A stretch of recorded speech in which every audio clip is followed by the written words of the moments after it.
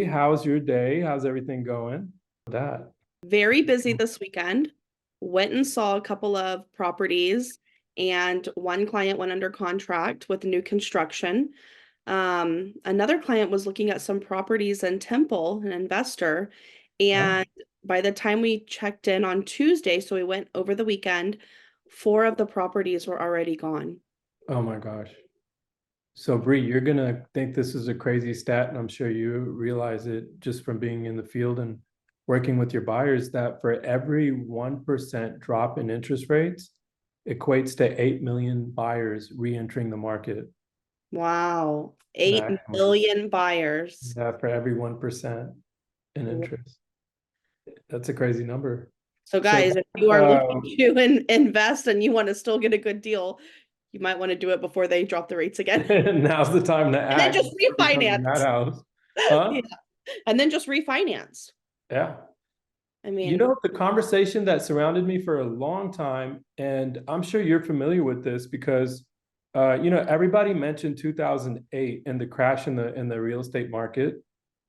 And they always said, I wish I would have invested then. I wish I would have invested in 2008. And I remember putting a key to the doors back then, and every other home was a foreclosure, and I really kicked myself in the butt for not buying then. And I honestly think this is one of those moments. Um, we had a client, and I'm sure you know who I'm talking about without saying any names. They bought a house right before COVID, and they closed on it. And shortly after, there was a big madhouse, right, around that time, and they had equity. I think over $100,000 in equity over the span of maybe 2 or 3 months, and that was pretty common actually in the marketplace. I yeah. think we're in that time again. Yeah. Oh, guys, you know what? I was actually let me share this number with you because it's crazy. Let me go to my notes really quickly. I Yeah. was at a listing appointment with one of our clients. We helped them buy I think it was in the middle of 2020. It was like in June of 2020, okay? So now they are buying another home and they have to obviously sell their current home. They had already taken out 53,000 or $55,000 Hmm. of their, oh, no. That's what they would be netting. They took out $140,000 in 2022. Okay. Hmm. So they already took out $140,000. Now they're going to be selling their property. Their total net with the taking out of the 140 the first time, right? Hmm. $219,000 Wow. in 4 years. What Insane. other kind of return do you have? No, we want None. you to, we want everybody to give up their 9 to 5 and become a full-time investor, or at least, I think the good place to start is the identity of the investor, because so many people have that conversation with us. How do I leave my 9 to 5? I only want to do real estate investing, and I think we're going to go over some really powerful points today that could line you up for that. How do you become a full-time investor? How do you make $219,000? And they could have made it in a lot lesser time. I'm assuming if they would have sold it and bought another place, they could have probably doubled up, or if they would have bought more than just one house, Yeah. right? They could have maybe doubled up and actually replaced their income. So we're going to go over a lot of those good details, and we're also going to explore some of these ideas. And now we are doing a book giveaway. We're not going to mention which book, but if you text me at 512-796-9395, and I'll be sure the staff puts that in the description below. But oh, I forget. Yeah. So E-Myth Revisited is the book that we're going to discuss today and go over what they feel like makes the perfect ideal investor. And now, guys, they did some research, and in the very opening, they're mentioning it. They're saying, hey, look, we thought we could just give people the methodology, but that's clearly not what's going to help. So you can lead the horse to the water, but you can't make them drink, kind of thing. So I think sometimes we think too linear. We think if I just do this, then I can have that. But it's not about doing. It's about becoming. So we're going to go a lot. We're going to go over what makes a person the ideal investor, and Bree's going to go over some information that she's gathered about her topmost investors, the ones that do really well, right? So with that, we're going to open that up. But Bree, I just couldn't help thinking about you this morning. I was sitting at the coffee shop, and I guess real estate's happening all around us. This is the Mecca, right? It's been for the last several years where people are investing, buying and selling real estate. So genuinely, I'm not a nosy person. I like to keep to myself. I put my headphones on if I'm hearing someone's conversation. But today, in the morning, I was sitting at the coffee shop, and these people were literally speaking into my ear, and I couldn't help but think about the work we do here. And so this agent sits down with one of his potential buyers, and Bree, you wouldn't believe it. The guy just wouldn't stop talking, and I said, gosh, I hope we're not doing this to our clients. I hope we would never put people through this, because it didn't matter what feature or benefit the buyer was mentioning that was like a must have, or just going over his buying criteria. The agent had a story for every little thing. And so guys, we're not in the business of coming out there and just appeasing you and just making you feel good all the time. We want to have real conversations, and there's much better ways to relate with you than to tell you about every insecurity that we ever had growing up as a child. I knew more about the agent in those 5 minutes. I had to get up and leave. I just felt like I was intruding, or it wasn't meant for my ears. But so please, if you're looking to get into real estate investing, you need to make sure that you're aligning with a real, true professional, right? Wouldn't you say, Brie? I'm sure you've seen some of that out there. Oh yeah, I've seen a lot of maybe people thinking they are wanting to invest, and then or they call us and say, "Hi, we bought this house with another agent a couple years ago," and then they tell me about the house, and I'm thinking, "Why did you buy that house? Like, what were the comps that y'all were utilizing? Because the comps that I'm seeing are not good." So, Bree, you and I both know that there's pros and cons to having a master's upstairs, right? Yeah. And we need to be discussing this with our buyers up front. Hey, look, you can go ahead and buy a property that has the master upstairs, but just know when you go to sell, it may take a little longer. It'll be more difficult to find the ideal buyer for that house, because not everybody wants to go upstairs. And so this conversation was completely absent of these details. And he was like, yeah, I like going upstairs. Yeah, we could go down. Like, man, you're not playing sleepover here. You need to guide them in making the right investment. So that, I thought that was funny. Yeah, and maybe not just sharing like your opinion, but what is like really going to go happen in the market, because you're right. Buying a home that has the primary bedroom upstairs, in some instances, it doesn't mean that it's necessarily a quote unquote bad investment, right? But it just means that when you do go to sell, your pool of buyers might be shortened a little bit. That Mhm. being said, a trend that we have noticed as people are moving from other states to Texas, if you are from Texas, most of the time people prefer the primary bedroom downstairs. But if you are from out of state, it's really common for people to have the primary bedroom upstairs. So you can appeal to different sorts of buyers depending on who you are targeting, right? And who Ah, the buyer pool is going to be. So having that sort of knowledge and knowing, what are the statistics saying is very important, that you can share with your clients to help them in their investment purchases. so it sounds like what you're saying is make sure to look at the numbers, pull up the data for masters upstairs and masters downstairs, look at it side by side, know what margin there is. Maybe there's a little uptick in days on market. Maybe you're paying a little bit less. But I hear from you is make sure you're looking at that data up front, 5, 10 years prior to even having the sell. That way you know what to look forward to. Is that what you're saying? Exactly. Oh, perfect. All Wait, right, Roger, cool. I know we're Let's talking about some other things, but I just wanted to ask, I leave. know we're doing a book giveaway. Yeah. So, tell me a little bit more about this book giveaway. They just have to Okay. text the number, and Yeah, then they just text the number, or they can email us, whatever they feel like. Just make sure to add your contact information in there so we know who we're sending it to. And Bree, what this is an attempt for me is to look, everybody grows into the conversations that we are having, right? So whichever conversations I'm having are the ones or the conversations that I'm going into. And so, and then we've always heard the idea that, uh, you're an average of the 5 people that you hang out with the most. And Yes. so what I wanted to do was to bring something to our community where we can read these books, and maybe we can do it as a group activity, or when we're out showing homes or property or meeting with you about listing your home with us, we can talk about some of these ideas. And because in my heart of hearts, and not just me, I mean, the E-Myth Revisited is a great motivator right now for me in this idea that we're going to grow to the extent that our portfolio is going to grow to the extent that we do, right?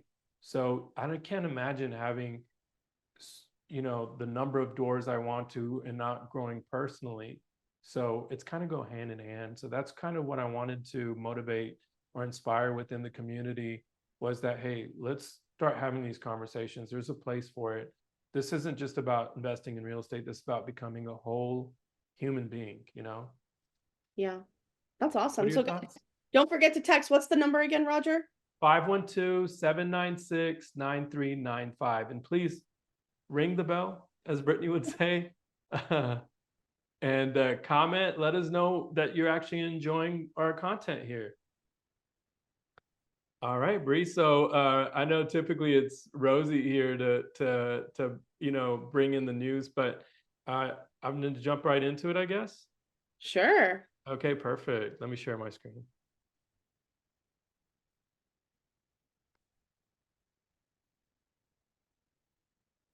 All right, so this is fresh off the press, just bringing it to you live today.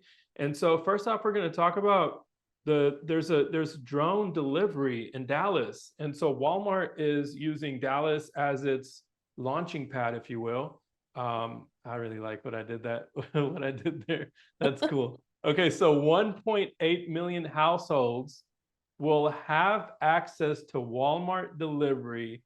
The 30 minutes, 30 minutes or less is what they're saying. 30 minutes or less, they'll have what you need at your doorstep.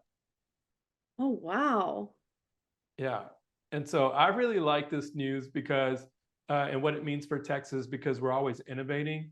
The latest news that we brought you, and I'm still excited about, is the I-30 corridor and how they're using it as a semi truck transport corridor. Like they're really doing AI and self-driving trucks, all that sort of thing. I think this is right up there as far as innovation, having your groceries brought to your door. And so the fact that they use Dallas just really makes me really excited. I was going to say it makes me high off my own supply, but yeah, this is literally it, because I get Texas news and I start buzzing, right? So Bree, I know you're going to love this next piece of news. So there's a company called MGC Pure Chemicals out of Killeen, and they're investing $130 million into an expansion for providing fuel for semiconductor plants. So they have already been in the Killeen area for the past 4 years. They made a $32 million investment back then, and now they're expanding. So they're spending another $132 million. And so if you're in the Killeen area, this is really exciting for you. If you're thinking about investing, as Bree always says, go to Temple, go to these outskirt areas. This is what we've been seeing. This is not a new trend. This is as far back as you can go. Real estate is always shifted outwards for job opportunities, because that's where these companies can pay a little bit less for wages, because there's far less amenities. And then what ends up happening is those areas grow and more amenities come into the area, and that's the upside that you want to gain on, right? So take a look at, put Killeen back on your map if it's not on there already. And so there's Austin startups, and this is a huge conversation right now, because we haven't seen as many startups sprout this year because of high interest rates and just the climate, the business climate that we're seeing. Everything's kind of leveling down or off a little bit. But there's a investor here in Austin, longtime Austin resident. His name's Krishna Srinivasan. And he says he's really optimistic about the environment that they're in right now. He said if there was ever a time to go in, this would be it. So although projects have been less, like we went down to 126 deals from 163 in 2021, he's saying now he's feeling the buzz. He's feeling like now's the time to go in. And so we're thank you to Austin Business Journal, where they documented his experience. Wait, Raji, before you go forward, Please, I please. want to go back to the Killeen thing really quickly. Mhm. So, Killeen itself, right? And Killeen itself sometimes experiences little lulls because it is a military town, right? But areas like Temple, areas like Harker Heights, areas like Belton, what you're getting there, it's really interesting because you are getting, I had a client who we were looking in Temple this weekend. They looked at a property in Georgetown, and then we went out to Temple. And they were like, wow, the quality in Temple is great, you know, because you're getting more bang for your buck. You're getting crown molding, you're getting marble countertops, and you're spending under 300 or maybe 310. Whereas in Georgetown, you're spending 380s, 420s, right?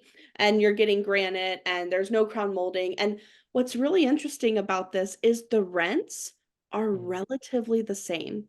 So rents in Temple are showing about 1900 for a property, let's say that's $300,000. Okay. Rents in Georgetown, it was a $400,000 home, are showing at like 2200.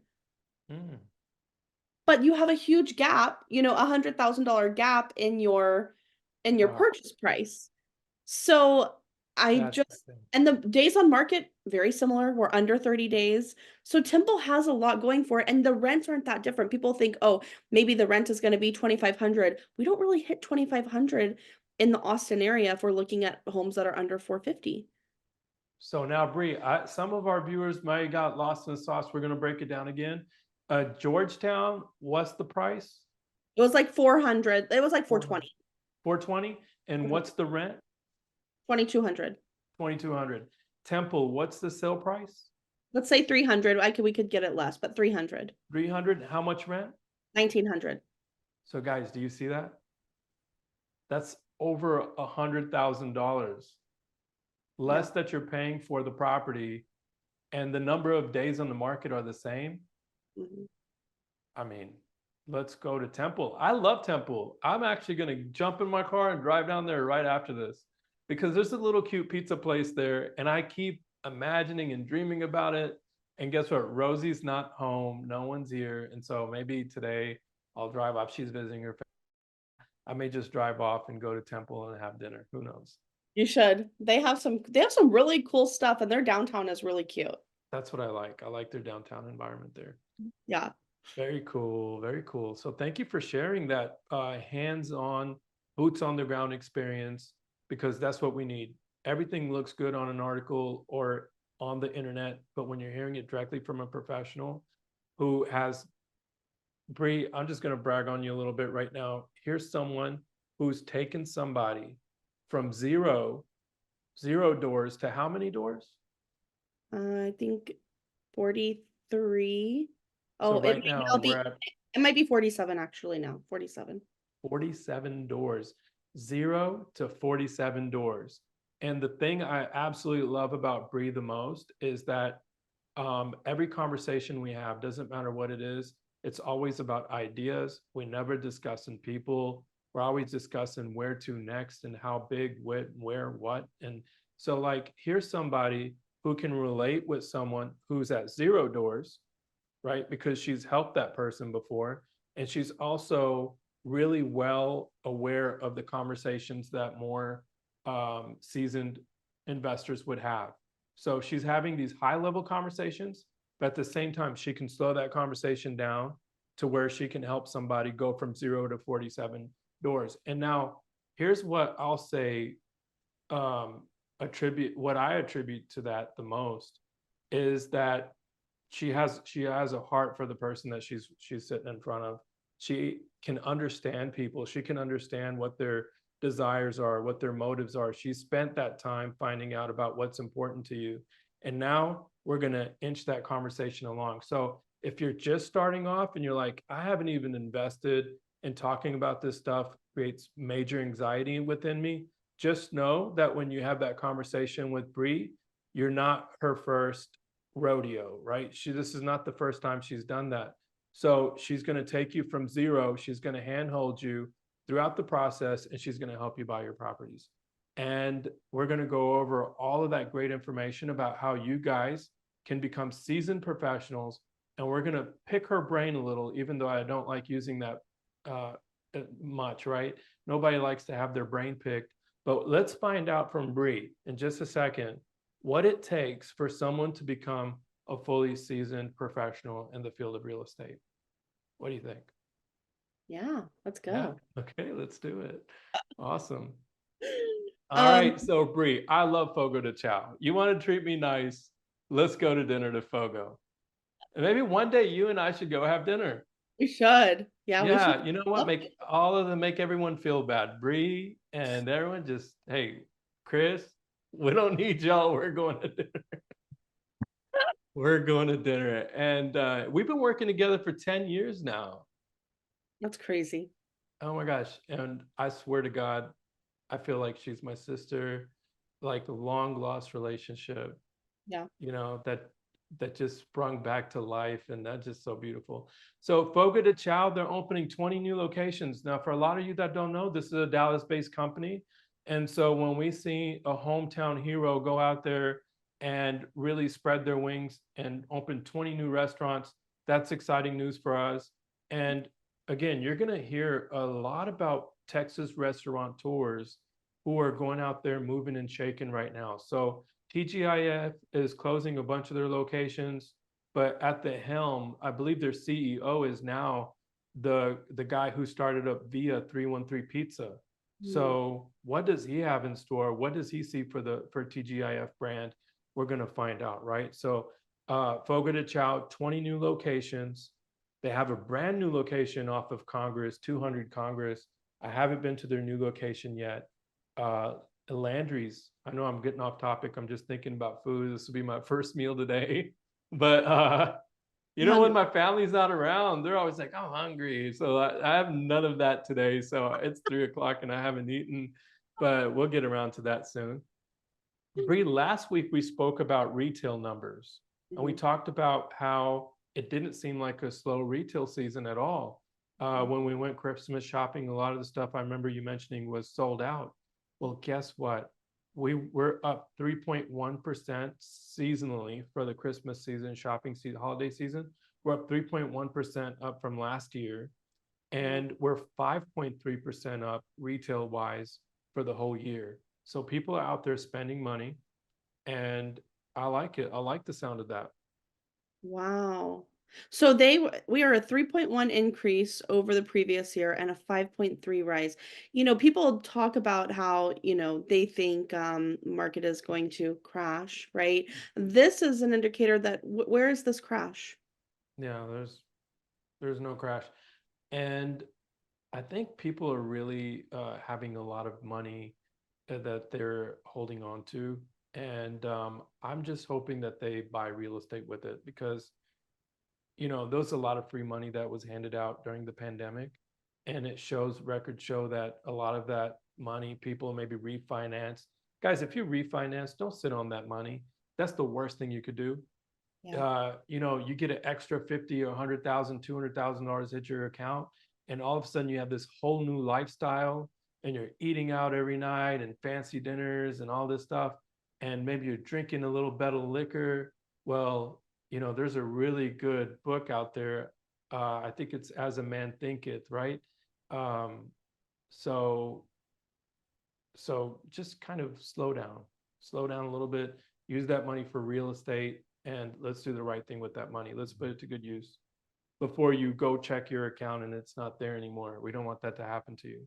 Yeah. So construction wages on the rise, and this is definitely going to impact real estate prices. So one thing is the wages, the average construction worker is 42 years old. And that's an aging population. So the younger generation isn't heading off to school to learn the trades, right? They're not going out there to learn the construction trade. everybody's thinking about moving on to something else. And so they want to use their brains. So, you know, is real estate going to become cheaper with the aging construction, average age of the construction worker? I don't think so. With the wages going up for average construction workers, I don't think the real estate prices are coming down. So these are the things that you want to pay attention to when you're investing, Mhm. right? Yeah. Okay, perfect. With that, that's the wrap on the news. And now we're gonna now jump to our conversation, Bree. Okay.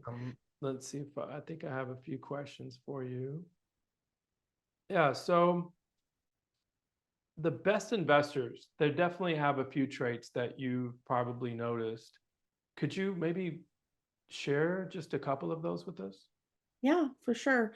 So I would say the best investors are number one, they're not needing all of the answers, right? But that being said, you know, they're not intelligent, right? They seek answers, and what they're looking for is they're looking for wise counsel. They're looking for experts.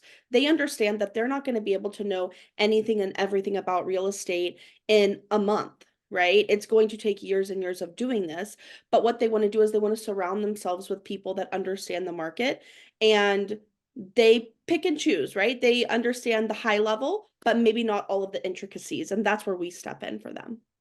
Oh, Yeah. that's really beautiful. Um, Okay, what I else? would say another thing that they do is they kind of, when they're first getting started, they focus on some sort of niche, right? Whether it be single family or a certain area or multifamily or apartments, whatever they choose, right? Yeah. And they really learn about it, become obsessed with it. They learn um they learn for the sake of they want to learn and do it. They're not just wanting to, becoming like a walking, talking encyclopedia, right? Mm. So they're, you Yeah. know, I don't know if that's making sense, No, but no, no, no. That makes a lot of sense because a lot of the times I run into people when I'm at these networking events, and I think that what they're doing is they're just cramming all of this information, and they think that somehow that's going to make them like a more well-shaped, well-rounded investor. But what I hear from you is that these people are probably they're relying on the information they've gathered. As you said, they become obsessed with the information, and but they're not looking to replace their knowledge or their experience with knowledge. They still are seeking the experience. yeah. Yeah.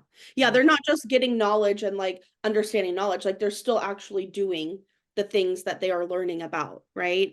I So if can you're an investor who's sitting there and you're contemplating, and maybe now you're over contemplating, you're in a paralysis analysis, the only thing that sounds like from Bree, the only thing that sets you apart from someone who's doing it is to get into action and move the ball forward. Yeah. I think there's such thing as overanalyzing. Yeah. We've worked with a lot of different people, and the people that have looked at the data, truly understood it, right? And understood that, hey, this is a good investment and made action. They're doing a lot better than the people who see a really good opportunity and just sit on it and sit on it, and then it goes. And then they look for another one, but they sit on it and sit on it, then it goes. And then a Uh, year goes by, and then 2 years goes by. And that other person has now bought two or three different properties, and they still haven't even bought their first one. mm, okay. Yeah, Wow. So don't miss the boat. don't miss the boat. Don't I would That say don't become so fearful and overanalyze. There's always going to be something that might not be 100% perfect. yeah. Nothing is perfect, right? But And do the numbers make sense? what you're sharing right now sounds like if I am a certain way that I can make these little tweaks. So it's really helping Bree, at least in conversation right here. I can see somebody who's saying to themselves, hmm, I can stop overthinking a little bit. Let me just rely on what were you saying? Wise counsel? Yeah, Yeah, let me rely on the wise counsel that I have. yeah, Yeah. yeah. What else? I would say another thing that the investors do is they know how much money they have access to. Mhm. And they might not be like the best at numbers, but they're not intimidated by what they don't know. So Mm, there's not like an emotion tied to it. And if for whatever reason, if there is an emotion, then they come out and they let us know, right? They okay. they can share the sensitive information with us because they understand that if we know the big financial everything about the finances, we can help guide them into making the sound financial decision. Whereas if we don't understand what are your fears around it? How much money do you have to invest? What are your true goals that you're looking for investing? If we don't have this information, how can we accurately guide you? So it sounds like what you're saying is these people don't mind sharing their income statements, maybe their pay stubs, their tax returns. Like it sounds like they're an open book. Yeah. Yeah, have no problem sharing the data and having open communication because if I don't know that you want to pay $40,000 of your debt off before you invest and we bring an opportunity but it's maybe $30,000 than what you're wanting to spend, right? And then you have that, "Oh, I don't want this." But it's like, "Why don't you want it?" "Oh, you want to pay off this? Well, let me search for something that's a little bit less so you can still have that goal and achieve your goal of investing." Okay, so it sounds like if you want to be successful at investing on this last point, make sure that pull out all the stops and be transparent, open up, and share the sensitive information. Yeah. Is that what you'd say? Yeah. Wow, that's incredible. Now, it's obvious, right? Some people are going to have a harder time with that. And how can you reassure them that, sharing this personal information is safe? I would just say communication. I mean, look, guys, we are professionals. This is our one thing, right? This is the only thing that we do, which is real estate. We're never going to share your information or, communicate it with anyone else other than you and the lender, obviously, with your permission, because they do all the finances, right? Mhm. But we need to see a big part of the big picture. And we're not here to judge anyone. We're Yeah, here to guide them. And without full transparency, we can't accurately guide someone. yeah, yeah, yeah. Yeah. Well, Bree, I definitely think that, there's one thing that I've learned in the past year, and that is that we need to have a method for communicating with people because I've worked with all sorts, right? I have to work with property managers and people who are out there looking to get this work done, contractors and all this stuff. And what happens is if we set the goal in place prior to having the conversation. So if I say, hey guys, look, we're going to go ahead and buy a property.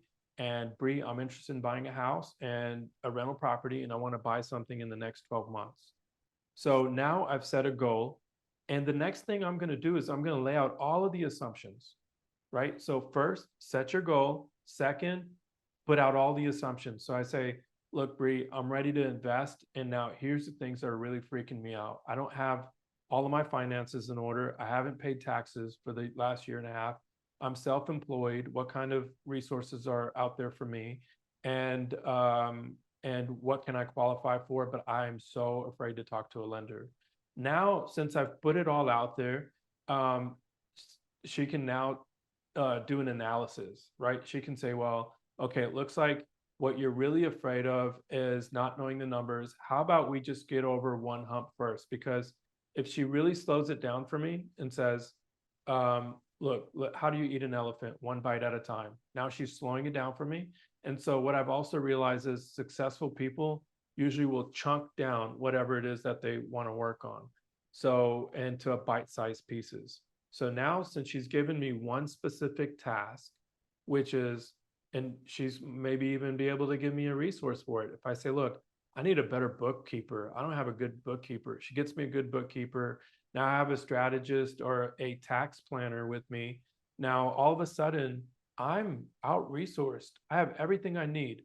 All I need to do now is present that paperwork to a lender, and I'm three quarters of the ways done, right? But very first thing, let's set the goal. right? There's something called, I think, SMART goals. It's make it specific, measurable, actionable, result. I Realistic. think like measure your results Oh, results and, and and time. then time bound. Yeah. Yeah, that was a good one. And I like the SMART goals. Those are fun. Yeah. So another thing I think, Bree, is if people would just leverage our systems. We've been in business, you and I have been working together for 10 years now, right? And wouldn't you say that, like, I think the hundreds of families that you've helped, they were able to leverage our 15 years of systems. They didn't come in wanting to reinvent or have everything from scratch. They just kind of relied on the data that we dug for them. And I think that's it, right? It's a crawl, but you get there. I think the systems is one thing that maybe people might overlook, and maybe some people might think that every agent will do something like this, especially in terms of investment. Um, I'll be really transparent. I don't know of any other agent in the state of Texas that does, number one, the weekly emails that we do, and number two, pull the data on a weekly basis and share that information to the extent that we do. I mean, at most, what some people might do is put someone on a search and someone says they like a property and they might run some numbers.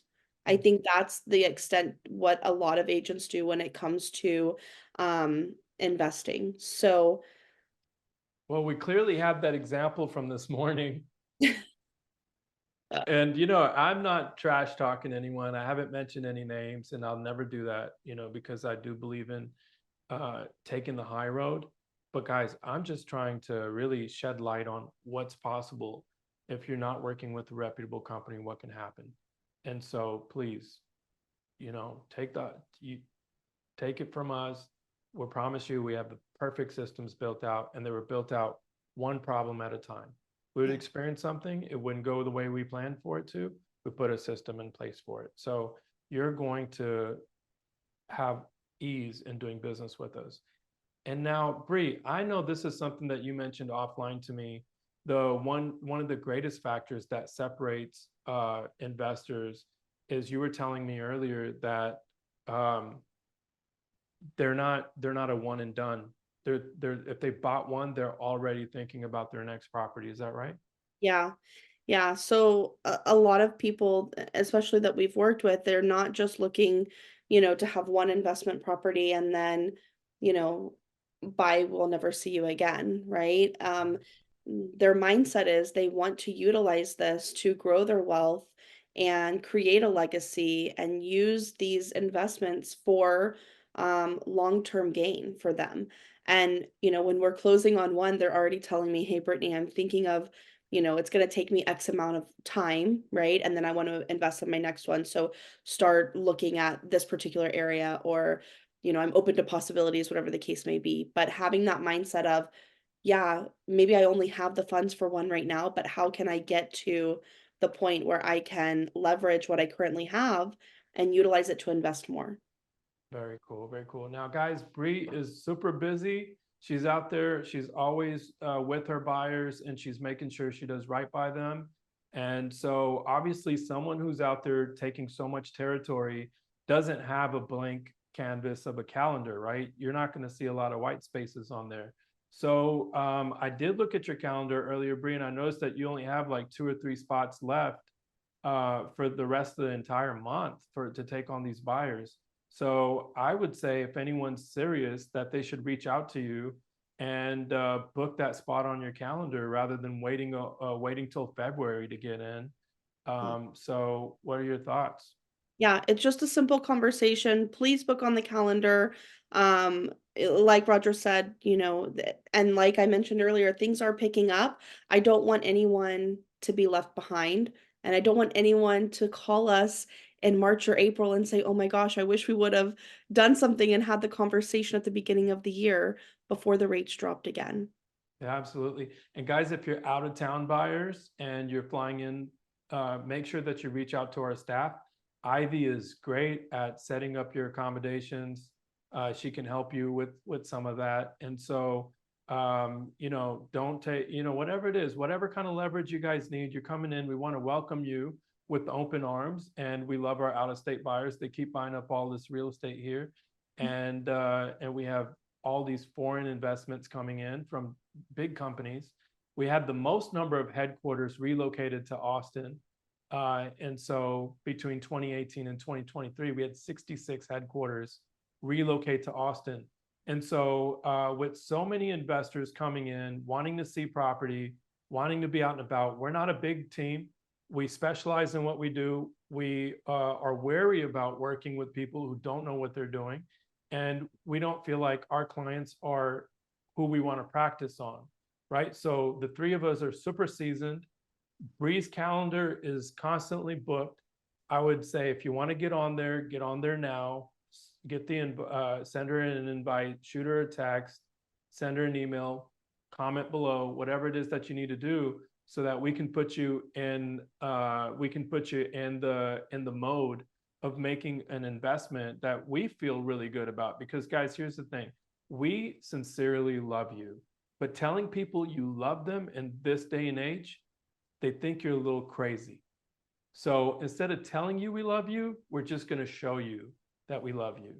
And so, and you know what? It is about making the right decisions, because Bree, how much pleasure do we get out of people winning in real estate when they can, when they know they have enough in their savings account for retirement, when they can maybe send their kid off to college or buy them a car, maybe they are helping with their child's wedding, right? They have the money, they made the right decisions. And so if there's something that you want to do, and maybe it's none of the things I listed it off, but maybe there's something that you want to accomplish in having a little bit more money, or having real estate, having some income or equity work for you, tell us, share your goals with us, tell us what they are, and then let's reverse engineer it. Maybe you have an income goal, you don't want to go to work anymore. Great, let's create a reverse engineer that plan for you so we can set you up for success in the future. I love it. And Roger, I will say, we really do love y'all. And guys, the other day I was talking to one of our clients and we were on the phone. I said, okay, love you. Bye. How often do we do that? Like, I always say that, like, we get off the phone, like, love you, Bree, I love you, know. love you, love you. And I just, They all were the like, love that's love you on me. too. Yeah, I love you too. It feels so good to say that. But we live in this society where they think you're a nut job if you I tell them. know. I know. I can't imagine saying it to everyone, right? But like I want to, right? And sometimes it slips out. So just know we love you. We want to show you. Oh, and Rosie and I always joke that like real estate is a delayed gratification for us as realtors. So, you know, sometimes you buy the property and you're like, oh man, like, is this going to be a good investment, right? And then 2 or 3 years later, that's whenever you call us and say, hey Bree, hey Ro, oh my gosh, I'm so glad you made us buy this property. It's so great. And then we're like, yes. You know, and we've been Absolutely, doing it yeah. long enough to we're getting those calls, and we've been getting those calls. So it does work. We get them. It's just maybe in the moment, it's a little scary at the beginning, right? Until you get your first renter, then you get your second renter in, and then you start realizing that, hey, okay, I want to do this again. Yeah, big picture, right? And then just keep moving along. So, Britt, you hit a really good point there. I think the one thing I wanted to close out with today is consistency. So, guys, make sure that your habits are consistent with who you are looking to become. If you're looking to be an investor, what investors do is they know what properties are available and what they can get for them. So, if you are not looking at your emails, then that's not consistent behavior. So I think there's a really good example in Think and Grow Rich. It's the flywheel example. So imagine a big metal wheel and you got to get it to start turning. So you push it once, you push it again, and you several pushes later, it's now finally turning. So the big question is, which turn allowed for it to start spinning? Was it the first turn or the first push, the second push? No, it was all of the pushes combined, right? So Think and Grow Rich is a great book. That might be one we discuss in the future. But the number one question is, did I hit my goal? So I invite you to take a look at, you can Google it, 28 questions, Think and Grow Rich. Number one question is, did I hit my goal? Number two, did I pour in the quality that I knew I was capable of in the tasks that I had to finish? So if the very first goal is I didn't hit my real estate goal, number two, did I come at it with high quality? Did I open the emails that Brittany sent me? Did I look at the properties? Did I pay close attention to them? No, that's a problem. Number three, quantity. So sometimes we can't hit quality because there's a lot of unknowns. We're not even sure what we're looking at. Number three, did you put in the time? Because the time, the quantity will create the quality. So make sure to keep those things in mind. So consistency, consistency, consistency. And Bree, Oh, we covered a lot today on this call. Is there anything that maybe I left off or you'd love to share? I think you're good, except for I don't see your face anymore. What? I bet that's my cam. What the heck happened here? I guess Okay. that's our cue, guys. We've been talking for a long time. Disappeared. It was a great webinar with a lot of good golden nuggets, I would say. If you have any questions at all, always reach out to us. We're happy to help, happy to have a conversation. And until next week, we'll see you then. Awesome. Take care, guys. Have a great week. Bye. Bye.